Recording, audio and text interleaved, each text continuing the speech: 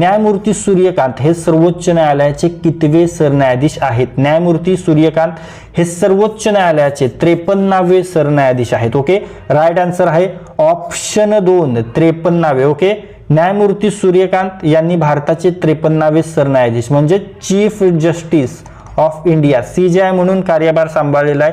आता न्यायमूर्ती सूर्यकांत यांच्याबद्दल जर थोडक्यात माहिती घ्यायची झाली तर आत्ताच सांगितलं 53वे सरन्यायाधीश आहेत. त्यांनी पदभार कधी स्वीकारला मित्रांनो? तर 24 नोव्हेंबर. ओके, 24 नोव्हेंबर 2025 ला त्यांनी पदभार स्वीकारलेला आहे. आणि निवृत्तीची अपेक्षित तारीख काय आहे त्यांची? तर ती आहे 9 फेब्रुवारी 2027 ही त्यांच्या निवृत्तीची अपेक्षित तारीख आहे. ओके, आणि यांच्या पूर्वी आपल्या महाराष्ट्राचे सुपुत्र ओके न्यायमूर्ती भूषण रामकृष्ण गवई हे आपल्या महाराष्ट्राचे सुपुत्र यांच्यापूर्वी कितवे 52वे सरन्यायाधीश होते? कोण?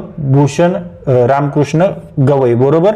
ओके, तर हे 52वे झाले. मग यांच्या आधी 51वे कोण होते? तर यांच्या आधी 51वे संजीव खन्ना. संजीव खन्ना हे आपल्या सर्वोच्च न्यायालयाचे 51वे सरन्यायाधीश होते. ओके, तर 51 झाले. मग 50वे कोण होते?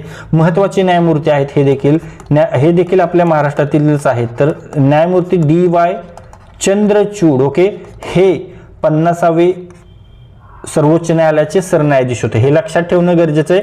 आणि सर्वोच्च न्यायालयाची स्थापना कधी झाली होती सांगितलं तुम्हाला?